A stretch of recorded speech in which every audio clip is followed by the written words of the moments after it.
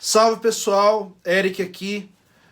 Hoje eu vou comentar com vocês a respeito de um assunto que tomou conta dos trends na última semana, que é a cristofobia. E como isto surgiu no debate público ao longo dos últimos dias. Nós tivemos aqui no Chile o incêndio de duas igrejas católicas e, na sequência, nós tivemos um ato de vandalismo em uma igreja batista nos arredores de Londres, a Igreja Batista Shadow Heath. Os defensores da tese da cristofobia ilustrada nestes dois exemplos ignoraram por completo as peculiaridades de cada um dos casos. Aqui no Chile, as duas igrejas se relacionavam de alguma forma à ditadura militar chilena, aos carabineiros, e já na Inglaterra, o rapaz que foi o responsável por aquele ato de vandalismo sofria de transtornos mentais, e isto é atestado pelo pastor da igreja que socorreu o jovem, chamou a polícia e em nenhum momento incitou as hordas contra o rapaz ou falou em cristofobia, qualquer coisa nesse sentido. Isto ficou por conta de observadores estrangeiros, sobretudo americanos e brasileiros, que emprestaram ao incidente um significado completamente alheio aos fatos. Mas vamos falar de cristofobia. Existe mesmo este ódio generalizado à cristandade no Brasil? Evangélicos, católicos são perseguidos, encurralados, presos, executados em razão da sua fé? Não há qualquer registro, ao contrário, a religião que mais sofre ataques, que mais é perseguida no Brasil, são os cultos de matriz afro-brasileira. Isto é uma realidade, não é opinião.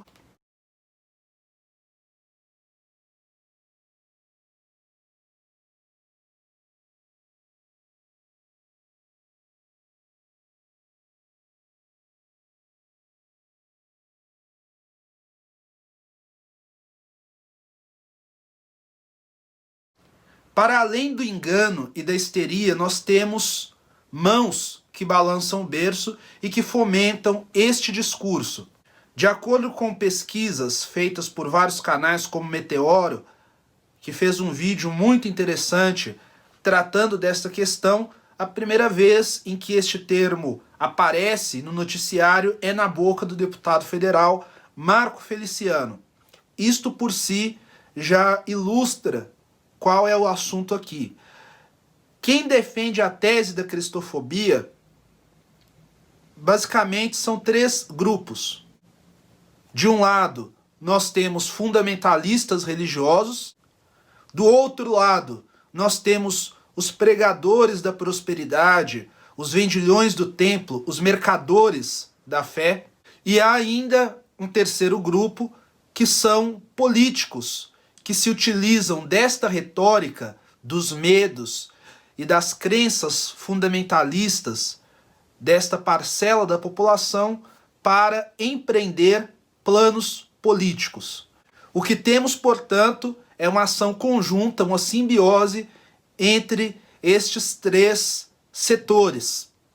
É evidente que existe um preconceito difuso contra a cristandade, sobretudo contra evangélicos. Esta parcela da população, ela infelizmente é recebida com certa animosidade, sobretudo por setores cosmopolitas, como por exemplo as esquerdas progressistas, que não sabem interpretar o fenômeno evangélico e confundem todo crente com um Silas Malafaia ou um Feliciano em potencial. Estes setores, em especial, preferem ouvir mais o meme da Fernanda Torres do que a fala magistral do Emicida na sua participação no Roda Viva. Mas ok, sabemos que existe preconceito, ainda que difuso, contra a cristandade brasileira, sobretudo contra o setor evangélico, contra o movimento evangélico. Então significa que existe cristofobia? Não. Esta animosidade, ela é natural do processo histórico, afinal de contas, somos um país de formação católica e que se forma justamente naquele período de conflito entre catolicismo e o movimento dos reformadores. Portanto, é natural que exista preconceito histórico e este preconceito mais contemporâneo, que, como eu disse, é fruto desta visão cosmopolita, que concorre no debate público com o que é defendido pelos setores mais conservadores do movimento evangélico. Defender a tese da cristofobia no nosso ambiente doméstico é uma insanidade, uma desonestidade ou, no mínimo, histeria. É comparar, por exemplo, este meme da Fernanda Torres com ataques sofridos por nossos irmãos no estrangeiro, como os ataques recorrentes do Al-Shabaab, do Boko Haram, contra populações cristãs na África, a perseguição implacável que os cristãos sofrem no Oriente Médio por parte de fundamentalistas e de extremistas islâmicos, ou ainda com aquilo que é experimentado nos países que ainda vivem sob o domínio de ditaduras comunistas, como é o caso da China e da Coreia do Norte. Nestes ambientes existe a perseguição por parte do Estado, a perseguição por parte de setores religiosos e a perseguição por parte da própria população que é hostil àqueles que professam a fé cristã. Portanto, não há que se comparar uma coisa à outra, justamente porque aqui no Ocidente, nestas democracias liberais, o máximo que existe é um embate no debate público e não a perseguição que resulte em prisão ou morte. Porque é isto que os cristãos enfrentam nesses países, e defender esta tese é fazer o jogo destes falsos mestres que utilizam destes espantalhos como escudo para suas práticas, que muitas vezes são criminosas. Curioso notar que a nossa cristandade, a igreja cristã brasileira, sobretudo a que é de matriz evangélica, ela parece ter abraçado um projeto de poder político que flerta sim com a teocracia, enquanto abandona o evangelho para centrar a sua cosmovisão em um pensamento que só pode ser descrito como medieval, como apontou inclusive o pastor Marcos Botelho em uma publicação no seu Instagram, em que ele ressalta esta característica terrível, esta tendência tão deplorável da igreja evangélica brasileira. Para ilustrar este ponto, basta ver como a notícia do rapaz vandalizando a igreja batista em Londres foi recebida pelos membros daquela congregação e como ela foi interpretada aqui no Brasil.